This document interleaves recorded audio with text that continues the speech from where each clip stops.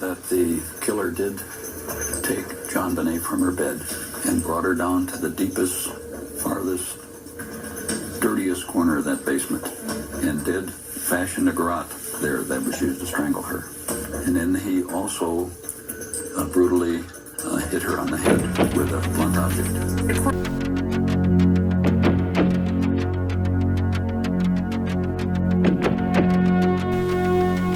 Hello and welcome to True Crime Rocket Science on the last day of 2019. I hope it's been a good year for you, and I hope 2020 is going to be a even better year than this year was.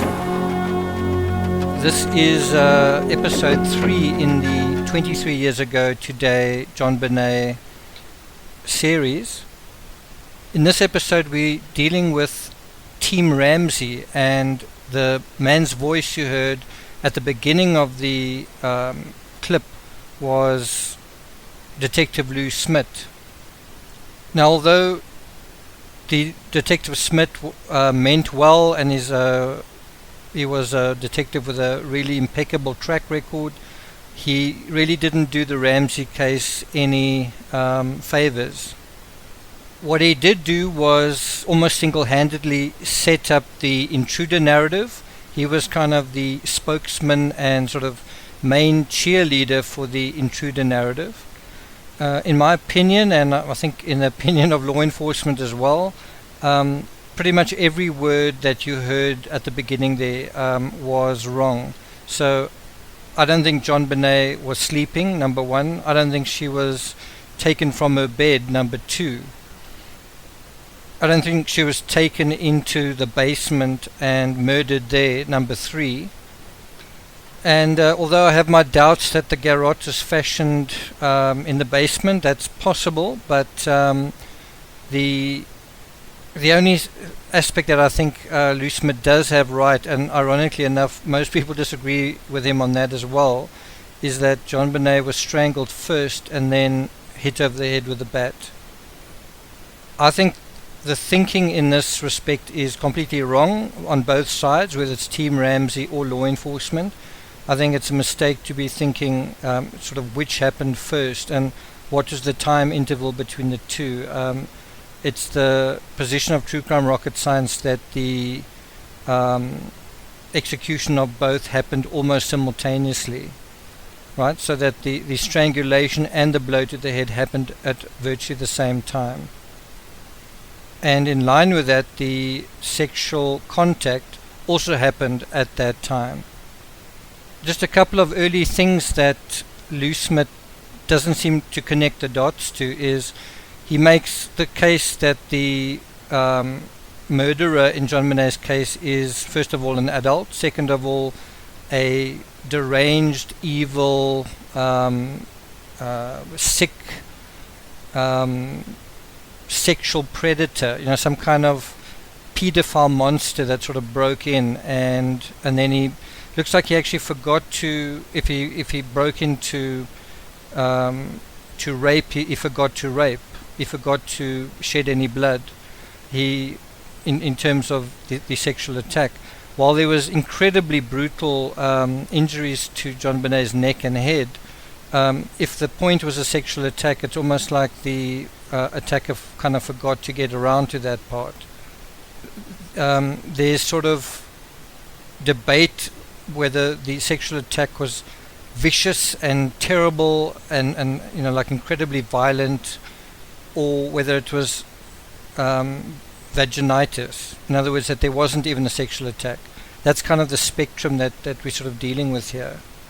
But I've kind of got a much simpler sort of counter to this whole line of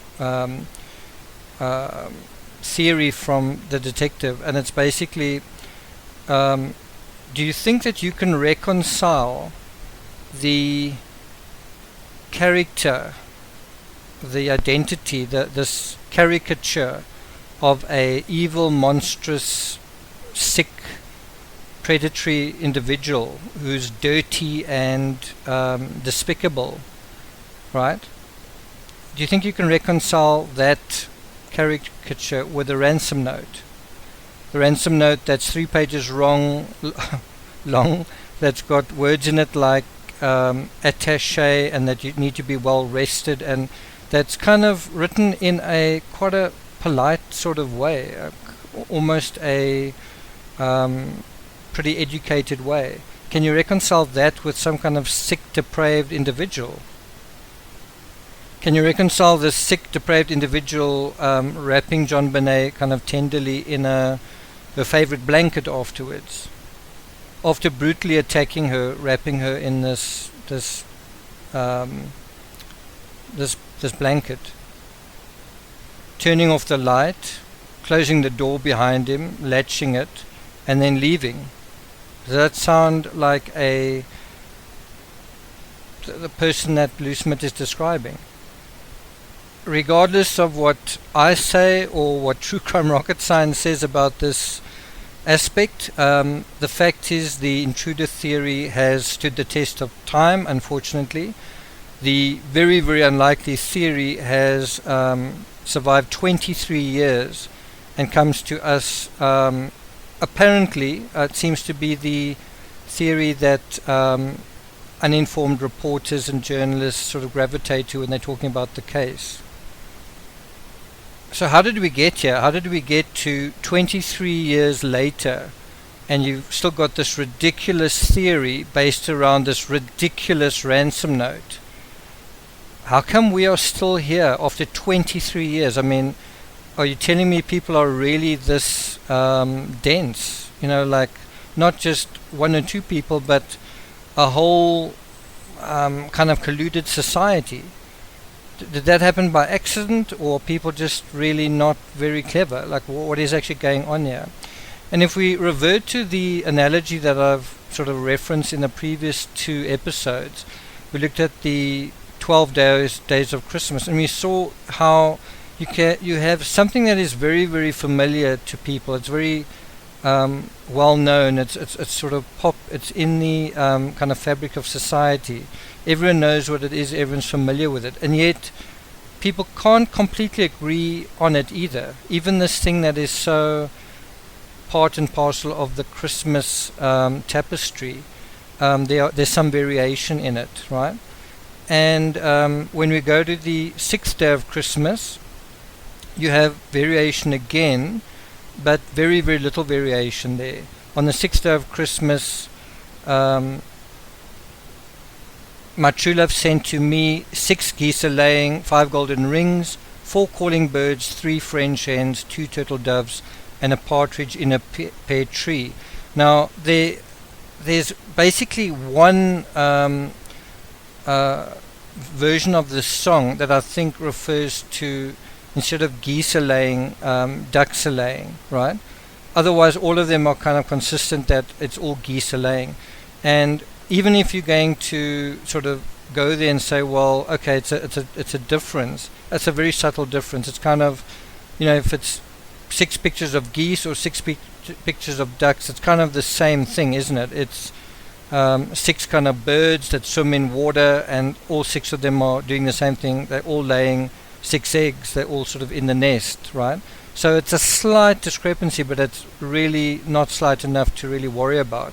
Whereas if you go to golden rings, you've got, in some cases, golden rings, and in other cases, running hares. That's a huge discrepancy. That's not just like a slight thing where someone misheard it. It's a very clear departure, right, from the narrative, right? With calling birds, you have something similar. But it's also not that serious. You kind of have the birds that are either calling birds or blackbirds, right? But it's kind of something that you can almost explain by someone mishearing. You can't do the same with the golden rings and the running hares. That's a deliberate departure from the lyrics, right? And then the rest of the song kind of conforms to the same pattern pretty much throughout. Now, the reason I'm using the analogy here is just to show how we can have agreement, we can have consensus on something, and yet gremlins can kind of creep in, and you can kind of have some groups developing a completely different set of lyrics, a completely different song, than the one everyone else is singing. And it's important to show that some discrepancies or differences are kind of incidental, and you don't really need to worry about those. But there are others where there are clear departures, there are clear differences, and what you want to do with those things is sort of find out what happened here. Why is this? Why is there departure? And some things are deliberately and purposefully fine-tuned and adapted because that's what people want to hear, and it plays well, whatever. And ironically, this kind of attitude plays out in true crime, especially the public relations, expensive public relations that is operating in the background of true crime, and that's what really Team Ramsey is all about. So in this episode we will kind of investigate and try to learn how this intruder narrative came into being, and how did it sort of become, I don't want to say legitimate, but how did it sort of find its place in the Ramsey case? How did that happen? It didn't happen by accident, but we want to find out how exactly that did happen.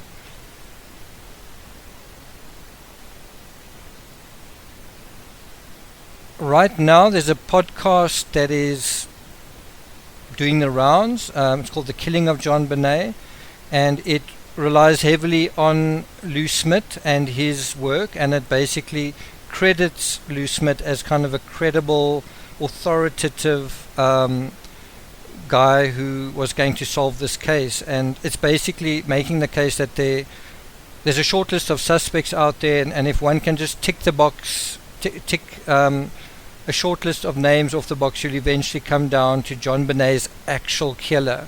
It's as simple as that. Just go through this almost magical list of Lou Smiths, and you will just find your way to the killer. And it's difficult to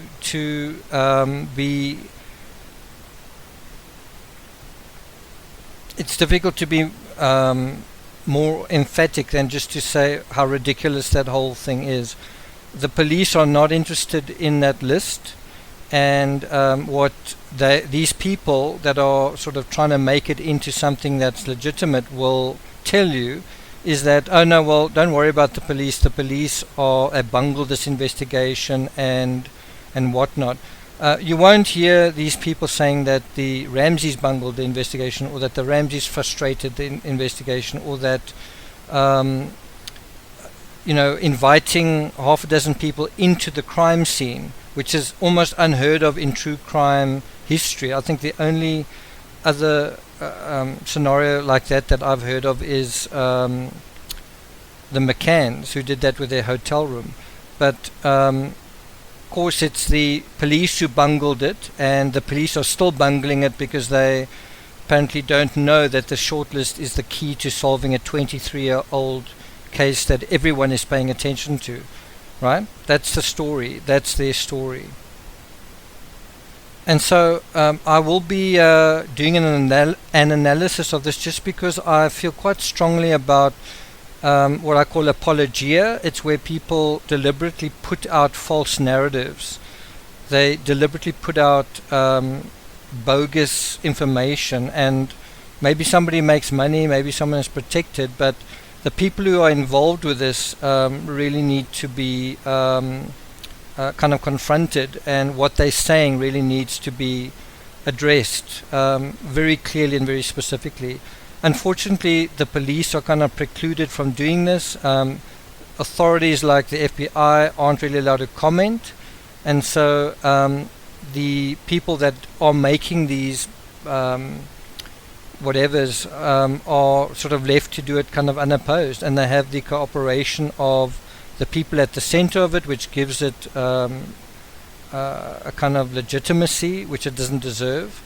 But it's the job kind of true crime rocket science to recognize when stuff like this is happening, and deal with it. And I will be on the Patreon page of True Crime Rocket Science, so you can head over there for that. As for this channel, there will be 2 more episodes in the 23 years ago today John Bonet.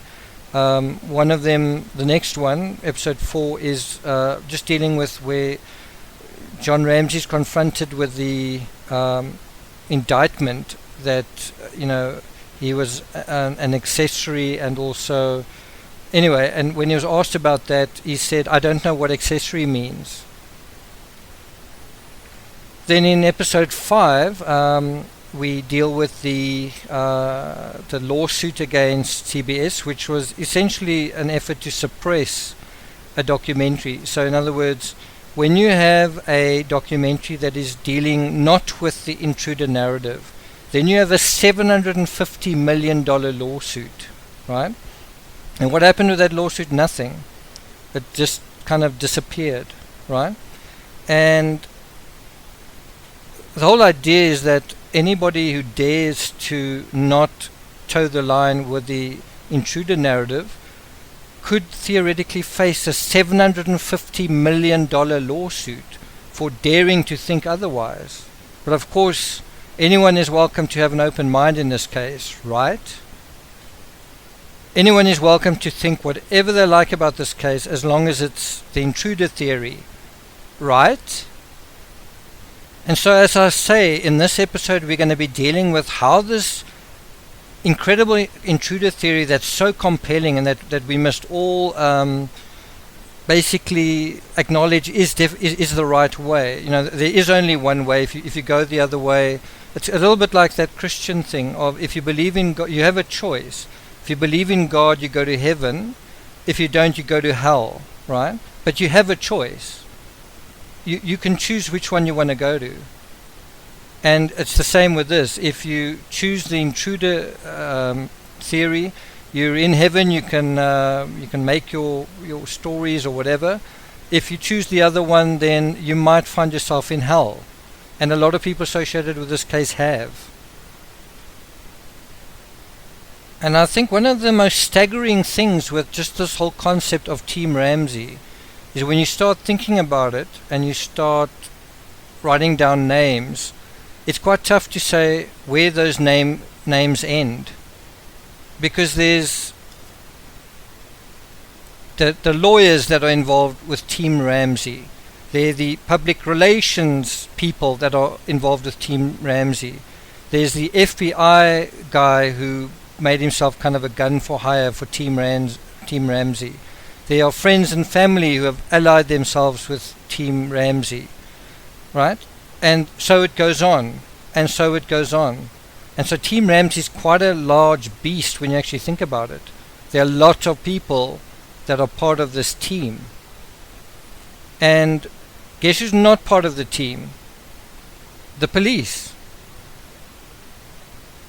In fact, very early on in the investigation, the lead detective was thrown off the case. And not long after that, the other lead detective resigned in disgust.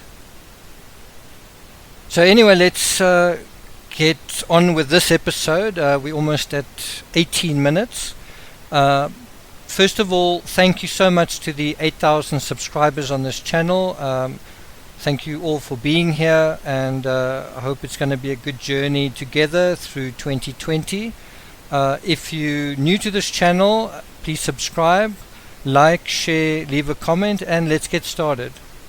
So we begin our analysis of the Team Ramsey side of things by looking at a document. I'm not quite sure exactly where it comes from, except that it definitely is part of the Team Ramsey documentation, and it's titled Presentation, and it seems to be kind of a pitch to say this is how we're going to deal with our clients or something like that.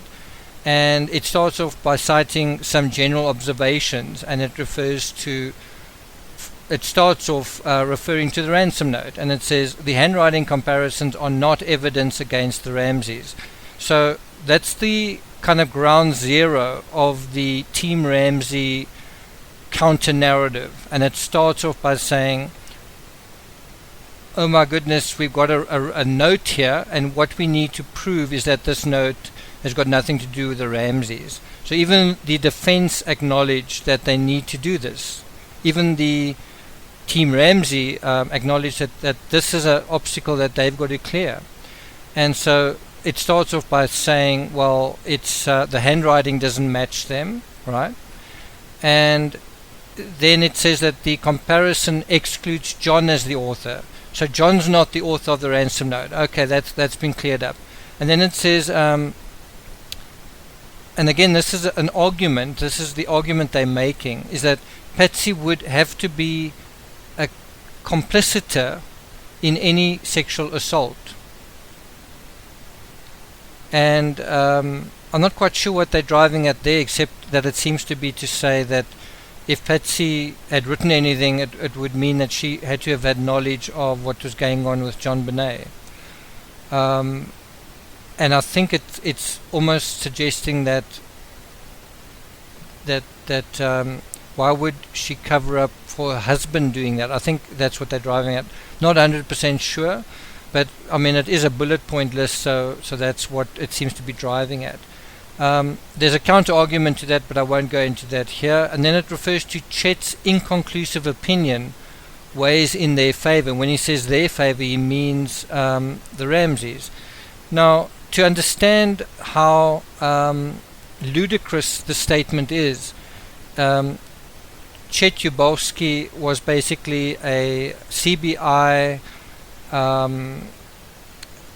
handwriting analyst, and it was his job to, investigate the handwriting. And what he found was that the handwriting was, with a very, very high degree of certainty, Patsy Ramsey's, right? But because of things like the fact that the felt tip pen had kind of a slightly smudged and not clear impression on the paper, and I think because it went off the edges of the paper in places, Chet Yubowski said he's not going to give a 100% certainty that this was Patsy Ramsey's handwriting. And so because it's not 100%, it becomes, well, therefore it's completely inconclusive, right? It's completely inconclusive because it's not 100%. And it was the opinion of Chet Yubowski that the writer of the ransom note did it with the offhand, meaning the other hand. So in other words, Patsy Ramsey was ambidextrous. I think it was his opinion that she may have used her other hand to write the note. I don't want to spend too much time on this except to say you've kind of got the Colorado Bureau of Investigation handwriting expert basically saying that he thinks Patsy wrote the thing, but somehow this needs to be contrived into golden rings have got to be contrived into running hairs, right? And so this is what they want to do. And so what do? You hire 5 handwriting experts and you tell everyone about what they say. Then the document goes through the statistical belief that parents are the most likely suspects. Again, this is turning golden rings into hairs, where they say actually statistically child abduction murders, which, and this fits the description, are much more likely to have been committed by strangers. So what they're trying to do is say that John Bonet was abducted, right? John Bonet was abducted. She's found inside the house, but she was actually abducted. So this is an abduction crime. The child was abducted from the house. The abductor just never got the child out of the house, but it's still an abduction. So it fits the definition of the crime. And so statistically, do you see how it's turning golden rings into running hairs? And then it refers to the study and so on. Then it deals with the pineapple photo. And again, this is Team Ramsey saying, cheapest guys, these are things we're going to need to deal with. And it starts with the ransom note. Then it's the statistics. And then it's the pineapple photo. And then it says, pineapple is not evidence that the Ramseys were lying. And what's the question about here? It's the issue where the Ramsey said they tucked John Bonet into bed. They, John Bonet was sleeping in the car already when they were driving back from the Whites, and John carried her asleep into bed, and John Bonet was actually more tired than usual that night, and she was sound asleep, blah blah blah, right? And so the pineapple narrative debunks that. This is actual evidence from the autopsy, shows that John Bonet was eating around about an hour or two before she died, right? And she died probably around midnight, maybe even an hour or two after. So she had to have been awake eating in the kitchen at around about midnight, right? And so this document is acknowledging that this is a problem, but they're saying, but it's not evidence that the Ramseys are lying. Why? Because what's actually in the Tupperware? In other words, are you sure that what's in that bowl is pineapple? Couldn't it be something else? Couldn't it be bananas or apple? So that's again the effort to turn golden rings into running hares. Then it also refers to the food being in the stomach generally for 2 hours, and then in the small intestines 3 to 24 hours, and then you have so stupid. You have this guy, Dr. Michael Graham, saying it could have been eaten the day before. This is pretty incredible. Have you ever eaten something like fruit and it's still in your stomach 24 hours later? If you're a geriatric or someone with really poor digestion, I can imagine that's true, but a healthy 6-year-old child, you're telling me it's going to take longer than 2 hours for a piece of fruit to travel from the mouth to the small intestine. Again, it's trying to turn golden rings into running hares, right? Then there's a diagram photo, and this is classic. This is absolutely classic. This one should actually be listed first, even before the handwriting, even before the ransom note. It talks about the security of the house and snow on the ground is not evidence against the Ramseys. So in other words, the fact that this is a house with, first of all, 104 windows is basically like an aquarium.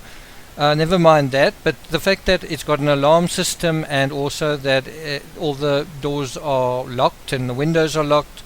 Did the intruder come through the basement window and also leave through the basement window? Because what doesn't make any sense is if you're going to say, oh no, the intruder entered through the butler door or whatever other door, or why wouldn't you just leave through that door as well? But they don't say that, of course. And so they're trying to make the case that the security of the house isn't evidence against the Ramseys, and also they're acknowledging here that there was snow on the ground. But no, it's not evidence against the Ramseys. And what Team Ramsey are sort of trying to do here to bolster their case is say, well, there were 7 doors to choose from and windows that police found unlocked. So there were many areas where people could have come in and left, right? But then you have John Ramsey himself saying that he locked everything himself in his statements. In any event, the whole idea is to try and turn golden rings into running hares, and one of the ways to do that is to say this house is almost like Swiss cheese. There were hundreds of ways inside it. You could have gone in that way, or maybe, or what about that way, or that way, or that way. And so it's like this, a burglar's dream. You can just choose a door and turn it, and you're going to be able to go in. That's kind of the situation. Then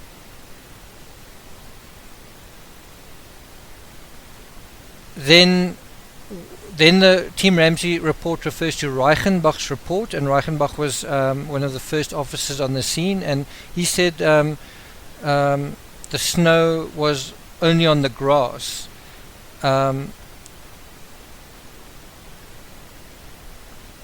And so what they're trying to do here is conjure a scenario where suddenly the snow isn't there, or it's not in the walkways, or the snow isn't relevant anymore. And also we're going to try and find a way for an intruder to get from the garden or from the outside of the house to the inside. So we need some way that we can change this sort of canvas of snow surrounding the house. Oh, one way we can do that is we can say, well, there was snow on the grass, but there wasn't snow on the walkway. And obviously, do you know how it works in the real world? How it works is surfaces like stone and brick are conductors of heat, and they're also conductors of cold. So you're actually more likely to have snow on the brick and walkways early in the morning before the sun comes up while it's cold than not. Things like frost and snow are more likely to accumulate there where it's cold. And conversely, when it warms up, those are the first places where they're going to disappear. But the point is, when the officer arrived on the scene, it was kind of at the coldest time of day. 6 o'clock in the morning before the sun rose. It's about the coldest time of the day. And what they seem to be trying to say is that, actually the snow just melted before the officer arrived, and so that allowed the intruder to not leave footprints. The counter to that is, if you had a moist ground, if you had, let's say you accept this argument and you say there was moist ground, there was snow and whatever, and the intruder walked in. So are you telling me that he didn't leave damp prints, or didn't leave pieces of mud and pieces of leaves? Did he get from wherever he was into the house without ever stepping on that snow? Did he walk on the walkways? It's a burglar who's trying to break in somewhere, but he's walking on the walkways because he doesn't want to leave any footprints. But he also doesn't mind being seen walking on the walkways. This is how patently absurd all of this is. On January the 18th, 1997, the Daily Camera reported on the Ramseys' intention to hire only the best. And it was something they even said on CNN 17 days earlier, where they said, they want to hire the best minds this country has to offer. And that's the difference between the Ramseys and Chris Watts. The Ramseys had the resources to do that. The Ramseys didn't necessarily have a good case, but they certainly had the money to buy the best minds in America, and that's literally what they were able to do. And they quickly assembled a team of lawyers, investigators, a former FBI agent, a media consultant, and even a handwriting expert. And it wasn't just one expert in the end, it was quite a few. And Oscar Pistorius actually did the same thing. He also had 2 lawyers. He also hired people to investigate and do kind of a reconstruction of everything. He also had a media consultant. I think even at one point Bell Pottinger were involved or something. And he had sound experts and so on. So in other words, what you do if you've got the money is you have your own private team who investigate you, right? You have them investigate you, and then you also have them say you passed the test. They investigated you and they found that you are not a suspect. This is your own private team. Then what happens is when another lawyer or the police or the case goes to trial, then what happens is they can't sort of speak to you directly necessarily. They first got to speak to all of your lawyers, investigators, agents, and experts, right? You've got to go through that whole fabric, that whole layer, just to before you can kind of start even talking to the person involved. And that's kind of what the best defense money can buys. Is it buys these sort of layers and barriers. And for every expert that the prosecution has, you can have experts for the defense. And I sat in on a court case where you had one pathologist from the state, then you had one pathologist from the defense. Then the state called another pathologist. Then the defense called another expert pathologist. And I think in the end, the defense called 3 expert pathologists to say the same thing. And what they're trying to do is say, my expert knows better than your expert. My expert is conjuring the truth. Your expert can't be relied on, so that's not the truth. And it's kind of funny how the law works like that, where someone can say what's the truth by virtue of them being an expert, regardless really of what the truth is. And so really at the end of the day, the intruder narrative is a lot like turning 5 golden rings into 5 running hares. It is turning something into something completely different. And the Ramsey case is a wonderful, from a certain point of view, it's a wonderful, it's almost a PR man's dream, because it has the potential for so many interpretations. If you someone of sound mind, and if you someone who has a bit of knowledge about true crime, and certainly if you're a true crime rocket scientist, this case isn't really that complicated. There aren't really all these alternatives. But if you're not that familiar with the case, and you're not a very good critical thinker and so on, if you're easily swayed by arguments one way or the other, swinging like a pendulum one way when one person says something, back the other way when another documentary comes out, and back and forth and back and forth, well then you are going to find this case complicated. It's also a case that invites transference. It invites you to sympathize with Patsy Ramsey if you like Patsy Ramsey. It invites you to point the finger at John Ramsey if something maybe happened in your family or whatever. So it invites that kind of projection, and I think a lot of the people, including the investigators, made that mistake in this case. So we're 36 minutes, almost 37 minutes into this episode, and I still actually haven't scratched the surface of how Team Ramsey pulled off this whole intruder narrative heist. It's like a narrative heist. And you get a little bit of insight into that from an article, and the article is Trial by Suspicion, which I think appeared in People magazine. I think it came out following the failure to indict, right? And it appeared in People magazine, and one thing that sort of comes through quite strongly in this article is a picture of the Ramseys kind of celebrating, kind of on a balcony. They seem to be drinking something, and the caption to that is, the Ramseys vacationing in Michigan last summer. I think that was in 98, and it refers to having a tremendous circle of friends, people who know they didn't do it. So that's also very significant compared to Chris Watts, who had 1 or 2 people on his side at most. The Ramseys had kind of an army of people, and these were people ranging from family to extended family to employees. Bear in mind, John Ramsey was the CEO at the time of a multinational, and it was in everyone's interest that he was, in terms of his employees, that he was innocent, and that he could continue to make money and to continue to employ them and grow the business.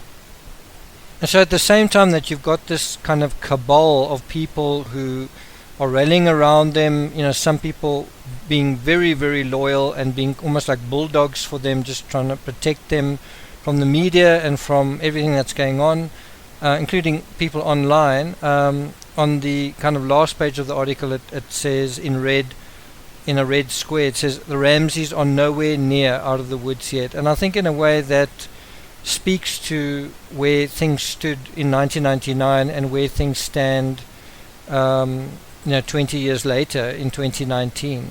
The fact that the fact that we're still talking about this case, I think,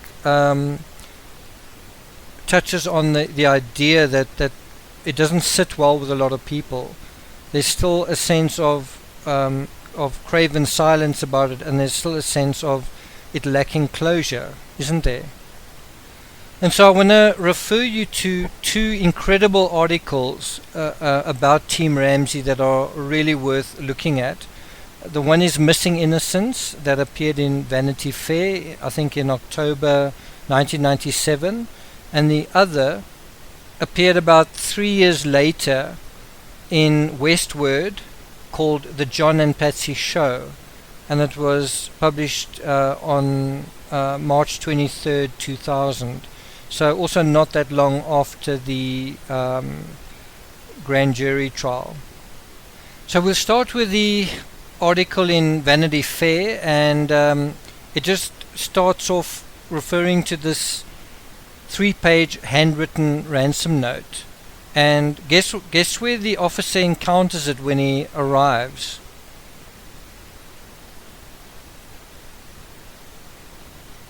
Officer French arrives at the house about 7 minutes after the 911 call, so basically a minute or two before after 6 a.m.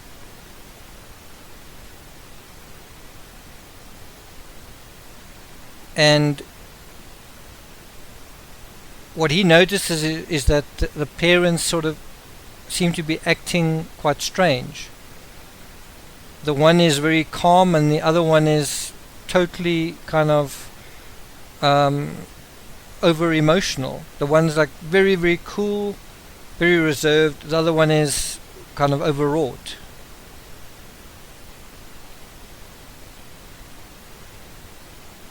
And as emotional as Patsy is, she kind of just stares at him. She kind of just like looks at him the whole time. And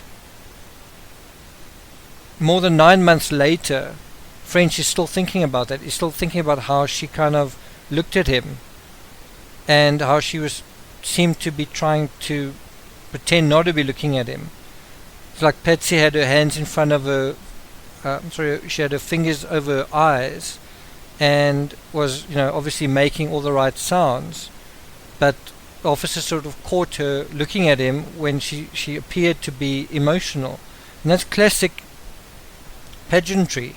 I mean, if you think about when somebody wins a beauty contest and they're so surprised and oh, thank you, I really didn't expect this, but then why were you there? Why did you enter the beauty pageant? It's the same thing here. Is Patsy sort of the officers in the house, and it's like she's sort of concealing this obvious thing, which is that she's looking at the policeman, right? But the part that is easy to miss if you're not a true crime rocket scientist is what is going on where you arrive at the house, you the policeman, you arrive at the house, and there's a ransom note, and you've got to be directed through the house to the note. You don't arrive at the house and you handed the note like at the front door. Like, look at the note, what should we do? You are brought into the house and the note's pointed to you like, hey you, do you see over there? Go there, that's where the note is. Can you see it over there? That's where it is. I'm not going to go there. I'm not going to give it to you. You go there and have a look. Right? Why is that happening? So what French says here is that John not only directed him through the house but pointed to the 3-page handwritten note. And where is it? It's laid on the wooden floor just west of the kitchen area. Now if you listen to the different stories, I think Patsy said it was actually on the stair. Now you could say that this is a case of 6 geese are laying or 5 ducks are laying. Is it much of a muchness if it was on the stair or on the floor, right? Is it blackbirds singing, or is it calling birds, or what does the difference really make a difference? But the issue is, where is the note? It doesn't really matter if it's on the stair or on the floor. It's on the ground. It's where your feet are. It's not in anybody's hands. And you've got to ask the question, why is nobody handling the ransom note? When you get a ransom note, isn't the point that you pick it up and read it? Isn't that the point? So why is nobody picking it up and reading it? And so it's something I've brought up in another episode. It's just the fact that there was only one fingerprint ever on that ransom note. It was like somebody wrote a ransom note, forgot to leave any fingerprints on it, and then also forgot to pick it up and read it. Probably most of the people who need to listen to this particular episode have left already. We're 45 minutes in, but maybe those that are still here are the best to address now. And you know, people with long attention spans, people who want to stick a case out to the bitter end. And if you go to the next section in the Vanity Fair article, it refers to the political machine that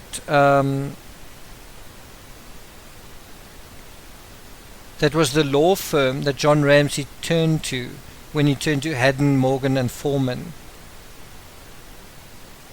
I just want to emphasize that this law firm is being compared by the author of this article, the writer of the article, Anne Bardak. She's comparing this law firm to a political machine.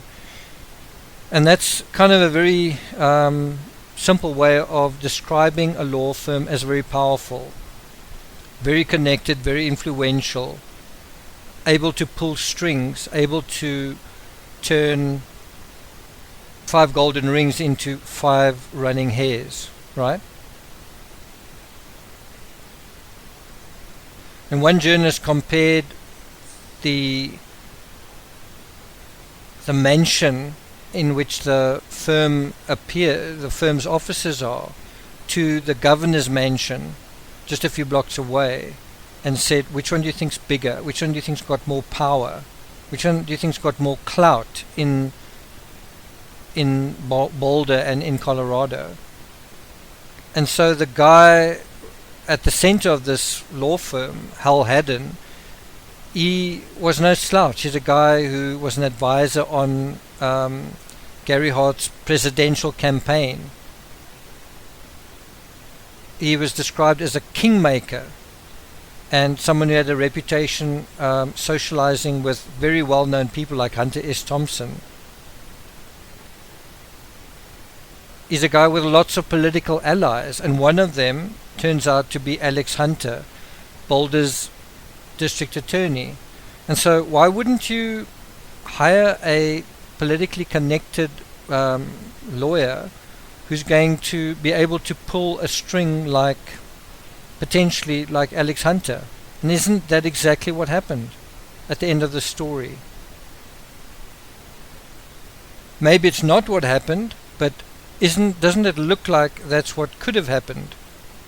So we've spoken about a political machine and political allies, and now we want to see how a ransom note gets turned into 5 running hares. So one of the first things you look at are kind of the semantics. I mean, you look at the semantics of the ransom note, but you can also just play with semantics. And so you can say, on the one hand, you can say, the statistics show, and this is referenced in the Vanity Fair article again, that FBI profiler Greg McCreary, and he was actually the first choice for the profiler that the Ramseys wanted to hire. In fact, they called him on, I think, the 5th of January, and he said no. And then they called John Douglas about 3 days later, and John Douglas accepted, right? So they called one FBI profiler. He didn't want to give them his endorsement or lend his expertise, but then they just carried on calling until they found someone who would, and they found someone who would. In any event, what McCreary says is, on a ratio of 12-1, child murders are committed by parents or a family member. I just want you to spend a little bit of time on that quote.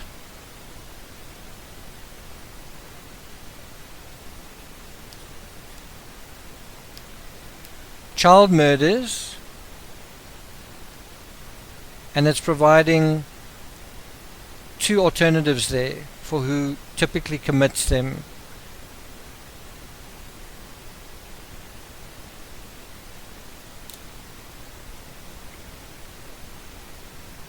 And so of course what Team Ramsey are going to try and do is get the statistics not on child murder but on child abduction, right? Get a statistic on a child that's abducted and murdered, and then say, well, no, that's the story here. But this isn't a child that's abducted. The child never left the house. This is a child murder inside a house. Of course, you are relying on the ignorance of the public not to know that, and you're going to try and prescribe to them which statistics they need to pay attention to. So yeah, just touching on a couple of things in this Vanity Fair article. Even the media started commenting on how elaborately orchestrated the Team Ramsey were with the Ramseys. Just how perfectly they would kind of get the media to toe the line and turn the media into little puppets for them. The article refers to carefully packaged appearances. One of these being the third effective kind of memorial type situation. It was almost like the Ramseys had three different funerals for their child. They had the one on the 29th in Boulder. They had another one I think on the 31st in Atlanta, and then they had another one on January the 5th where they again had all the media sort of present, and they even got it down to having television crews outside, and then there was like a handout, like a special kind of pamphlet personalized for the Ramsey family where prayers were offered for them. And this kind of upset people, and someone said that they'd used the church, they'd used the event as kind of a photo opportunity to communicate what? Well, to communicate a grieving family, to communicate that they're so vulnerable, they're so upset that they can't talk to the police, that they're too distraught, they're so fragile that they, and so it was necessary that everybody saw them looking fragile, dabbing tears. Please leave this family alone because it's so horrible what's happened. And yet 23 years later, the family's still talking to the media about kind of what happened. Let's talk again about what happened. Let's do another documentary here. Let's release the last photo, right? Let's go onto CNN and talk about our feelings, but we don't want to talk to the police. That's a bit too much for us. That's really more than we can handle. We can have kind of three funerals. We can have like a memorial service, another funeral, another service, but with whole crowds of people. But we can't talk to the police. It's just too much. And so the article goes on to ask, why, and just sort of repeating the questions that are being asked by everybody. Why did they appear in Atlanta on New Year's Day? Like tomorrow's New Year's for us. And there are things we want to do, but why would they'd lost a child. They'd just been to the funeral. Why would you go on television on New Year's Day when there were so many other things you could do and worry about? You could be at the police. You could be right. And so she asked, why would a grieving couple go on television while refusing to speak to the police? And I think John kind of has a point. I think there's a ring of truth when he says, I don't know if it was an attack on me. What happened to John Bonet, I don't know whether something like that was an attack on me. And there's another audio clip I've recorded, I haven't played yet. I might play it in the next episode, but kind of where he says something along the lines of, that the FBI profiler John Douglas said that he felt that the killer of John Bonet wanted revenge, and I think that's true. I think the killer did want revenge, was angry at John Bonet's parents about something, but who could that be?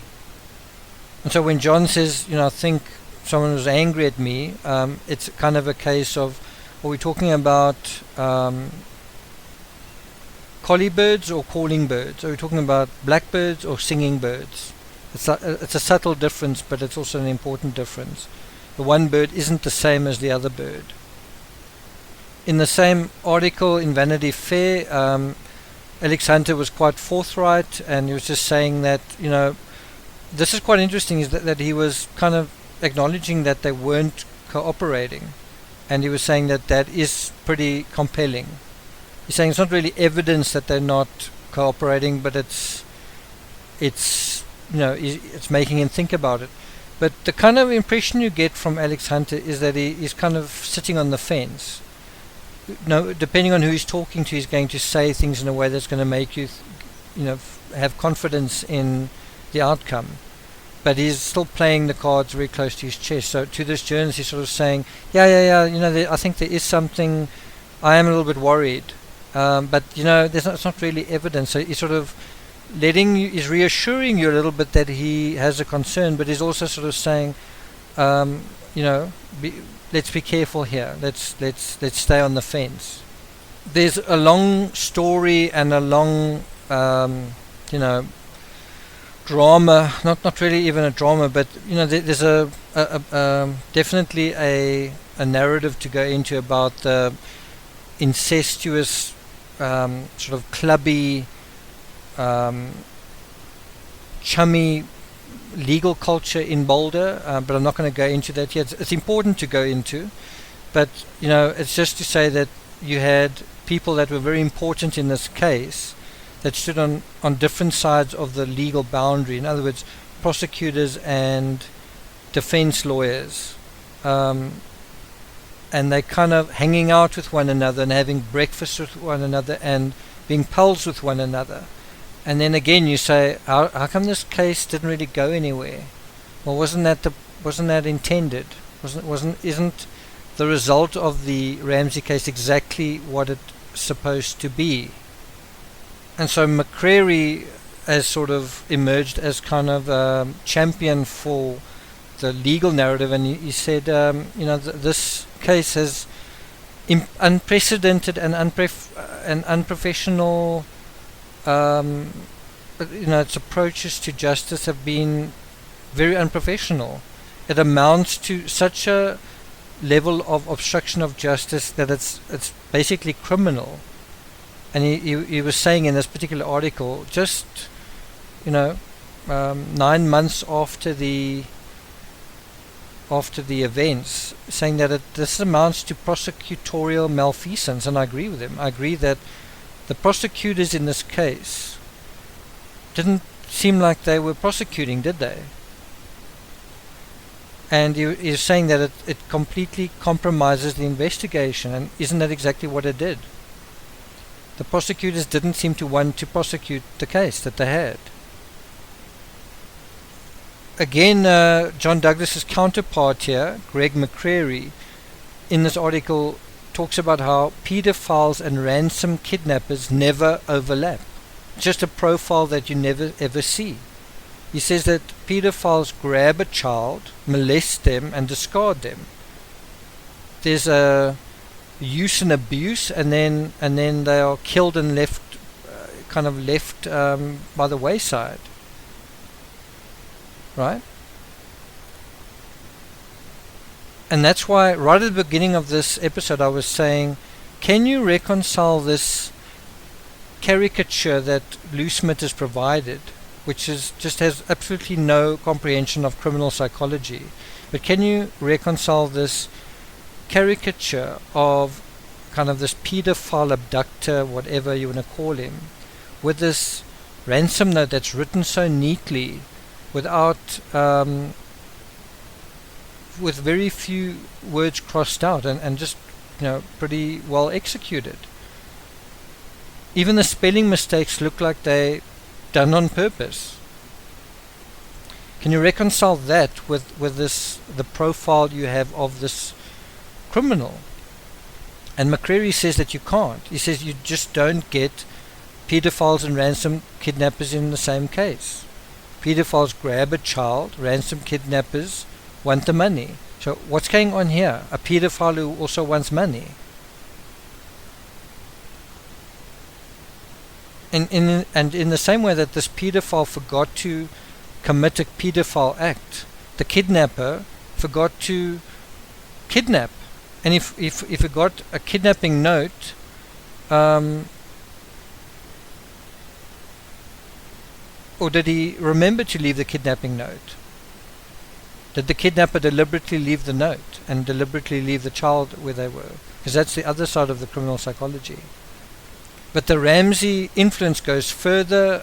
You go further and further into this article. It refers to Judith Phillips, who I think was the photographer, and she says, she was a big supporter of Patsy's, and Patsy actually asked her to speak to Boulder's mayor, and who was a friend of Judith's, and can you get her to kind of toe the line, can you get her to play ball with us? And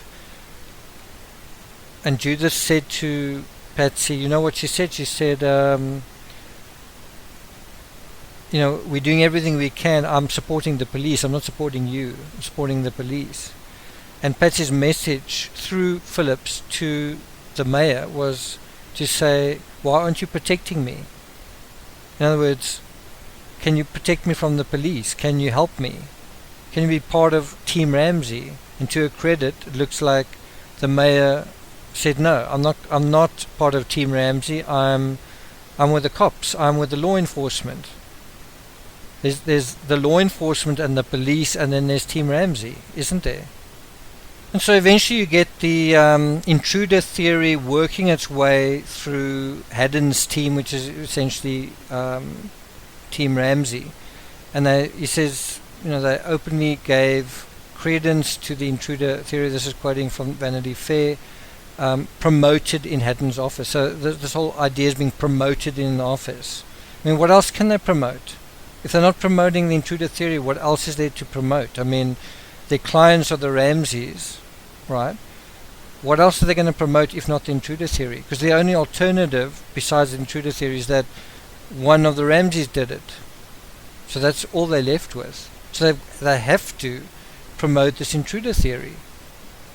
It's the only alternative open to kind of a legal defense if the Ramseys are your clients, right? And so what would happen is detectives would come in and they would sort of sit down as whatever evidence they'd brought forward would just be dismissed, and whatever Lou Smith said would then be treated as gospel. That a grown man had sneaked in through a broken window, that apparently even Alex Hunter didn't think it was possible or even likely, and neither did Kohler. Just that you would have to have disrupted those spider webs to get in or whatever, and how would you get out? But it is interesting, the language here, that a grown man had sneaked in through the window, as opposed to what? If a grown man couldn't do it, and if that just beggars belief, then what's the alternative to a grown man sneaking in there?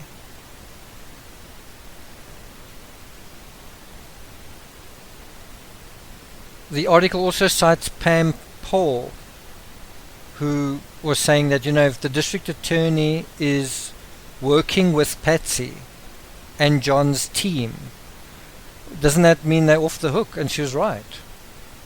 It turned out she was right. But look at those words. The district attorney is working with Patsy and John's team, Team Ramsey.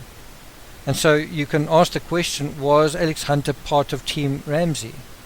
Well, he was either officially part of it or he was unofficially part of it. Was he not part of it? Well, if he wasn't part of it, he certainly did stuff that was very good for Team Ramsey. And so what's quite incredible is the profile that was sort of released of the suspected killer was someone who was like someone who'd started drinking more or someone who was going to church more. That was their profile of the killer. And with, to their credit, not that this is kind of obvious, but law enforcement thought that profile, in inverted commas, was garbage. It's basically anybody that could be someone like that, someone who's drinking more, who's going to church more. Could be anybody. So you get the sense of the conjuring of the narrative, like how it actually takes place, where again in this Vanity Fair article it refers to the Ramsey machine stepping up its campaign in late July and August, taking out full-page ads on its intruder's profile in a local paper, circulating flyers, releasing sample letters from the ransom notes, right? So literally putting pieces of the ransom note in, like the newspaper and in flyers, and in so doing legitimizing the pageantry and the absurdity of the ransom note, turning it into something that's now apparently credible. You want to publish the whole ransom note because people will laugh at it, so you publish little pieces of it that are going to sell the best. On August the 3rd, they run another full-page intruder profile. It's basically they advertising the intruder narrative in the newspaper, and it's in the Daily Camera. But there's some people who are not happy with this, and so there's a counter advert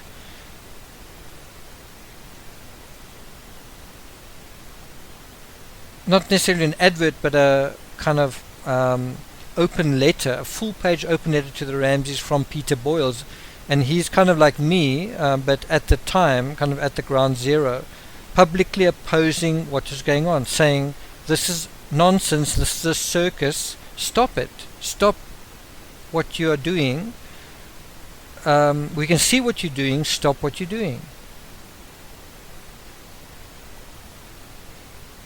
And Boyles, in this particular open letter, mocked the profile as laughable. And you know what? In true crime, when something is laughable, it should be mocked. If something is ridiculous, it should be ridiculed. This is an example of that. The Ramsey ransom note is ridiculous, but there's still people today who don't think it is. And I think one of the best points that Peter Boyles made was comparing the case, the Ramsey case, to like a 7-month low-speed white Bronco chase. And I think where we are now is one could call it a 23-year low-speed Bronco chase where people occasionally pay attention to it and occasionally don't. On the anniversary of John Bonet's death, there's people go and look at where the Bronco is now, and then they carry on with whatever they were doing.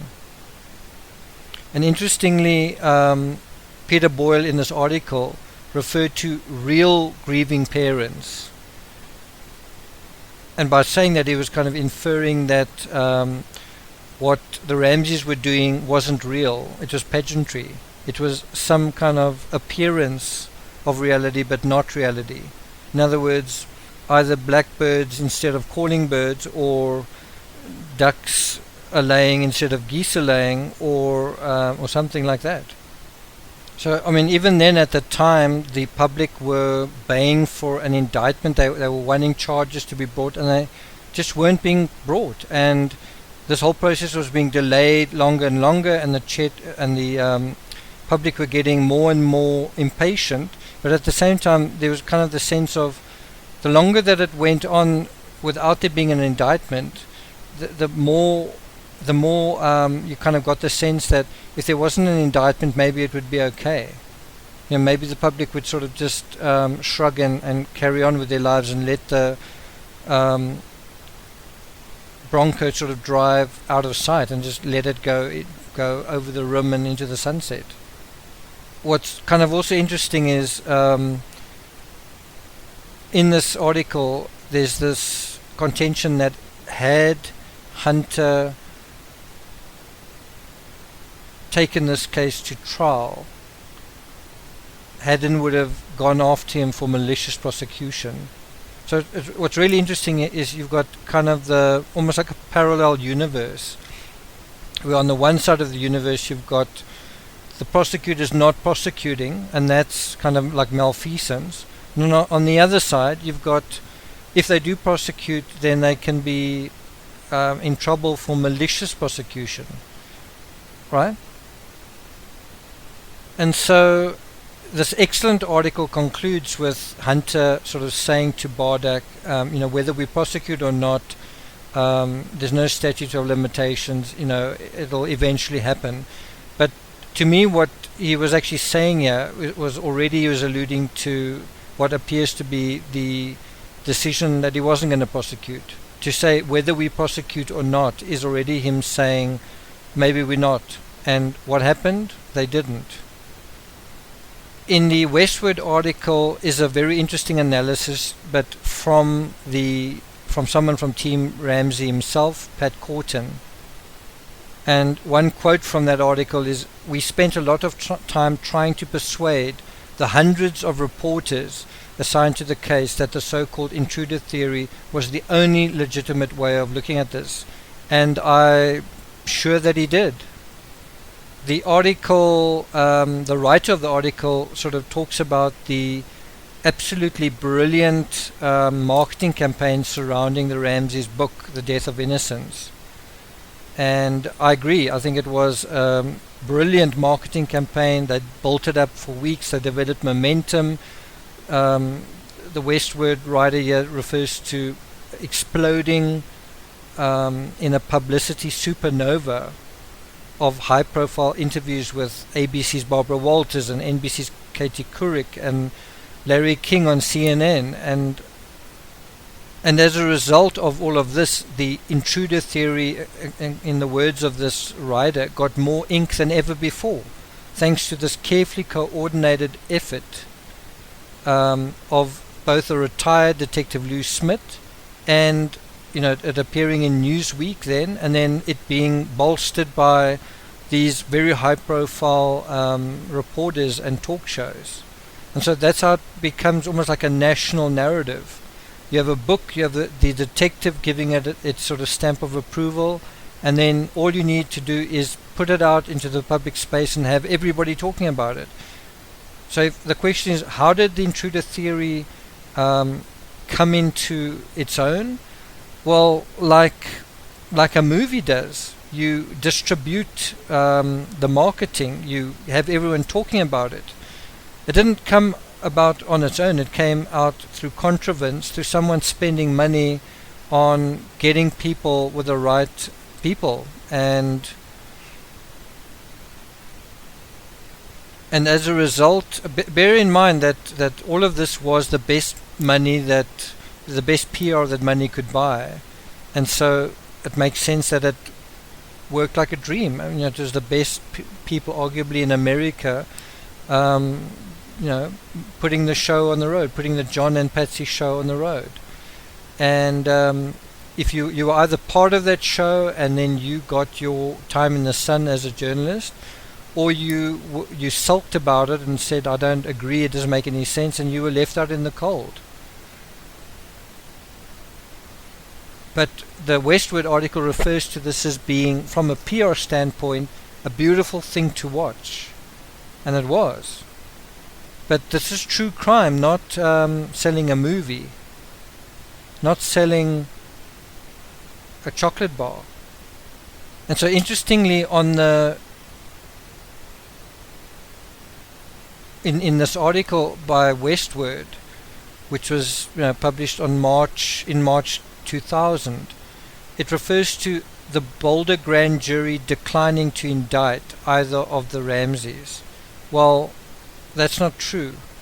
The Boulder grand jury did vote to indict, and so that was also part of the kudos to Team Ramsey. They pulled it off. Kudos to them for making people think that the grand jury didn't indict when they did. Kudos. I mean, that's another, perhaps the biggest PR coup of all, is getting America to believe that that there wasn't enough evidence, and also that the grand jury didn't vote to indict when they did. And it took 13 long years for this myth, this circus, this deceit to be undone.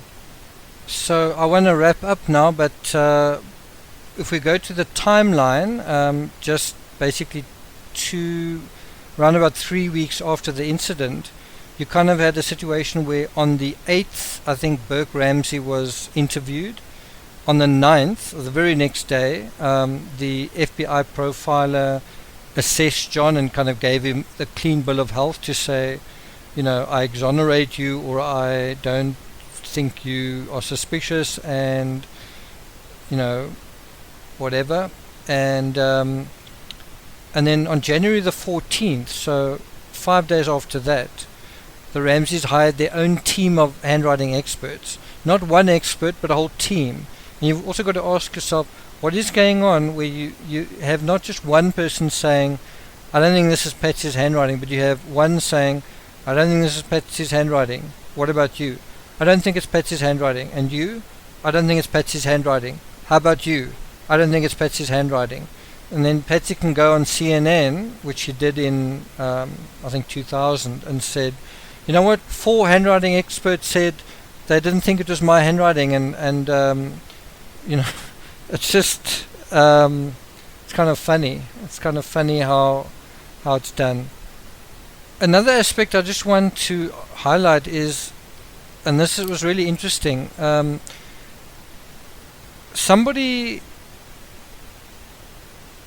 called, I think, like a radio station, and said that John Andrew could have been in town, and anyway, there was speculation that John Andrew could have been involved in the crime. And Fleet White got quite upset about this. And what he did was he kind of interfered in the sort of PR salad of Team Ramsey. He wasn't part of Team Ramsey. And what he did was he called the police and he demanded a press release from them saying that they knew that John Andrew wasn't in Boulder, right? And incredibly, what then happened was Brian Morgan, John's attorney, well, one of them, warned Fleet White not to interfere. So in other words, Fleet's trying to sort of set the record straight and saying, John Andrew definitely wasn't in Boulder, right? Can the police put this in the newspaper and just clarify that he wasn't in Boulder, because he wasn't in Boulder? And then John's attorney says, hey, stop interfering. So it's almost like the impression one gets is that Team Ramsey wanted the misinformation, or wanted this information, this rumor that John Andrew was in Boulder, to play out and then later turn out, almost to distract attention temporarily, but to play out until it had run its course.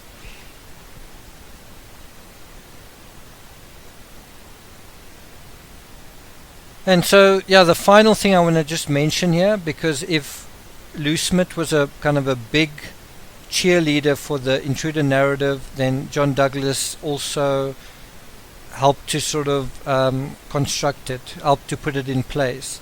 And Douglas's assessment of the profile basically mirrored John's, which I think is very funny, actually, that this FBI profiler's profile basically just mirrored his own clients, which was, he said it was an inside job. It's an inside job. It's an intruder broke in from the outside, but no, it's an inside job. And so came this sort of contention that somebody wanted to get revenge on John Ramsey. I agree with that part. I also agree that it was an inside job, but a very inside job. But curiously, none of the inside job leads went anywhere. They would say maybe the housekeeper did it, but then that turned into a dead end. Maybe it was disgruntled workers. Same thing happened there. Maybe Santa did it. No, that didn't turn out to be very viable either. Why would Santa want to get revenge on John Ramsey? So I'm not going to take it further than that. I didn't mean for this to be such a long video, but I'm going to cut it short, or cut it end off over here. Bear in mind my book Christmas Star is out on Amazon Kindle. It's already got 2 reviews, and it deals with the last photo controversy. And I've also gotten feedback on Twitter and also just directly from people who've read it, who said it was a very compelling read. They read it very quickly and they found it very, very interesting. So if you're interested in the Ramsey case, you want to read some analysis that you perhaps haven't seen before or thought about before, go and check that out. Stay tuned for 2 more episodes in this series. If you're interested in catching them, please subscribe to this channel, ring the bell for notifications, like, share, or leave a comment.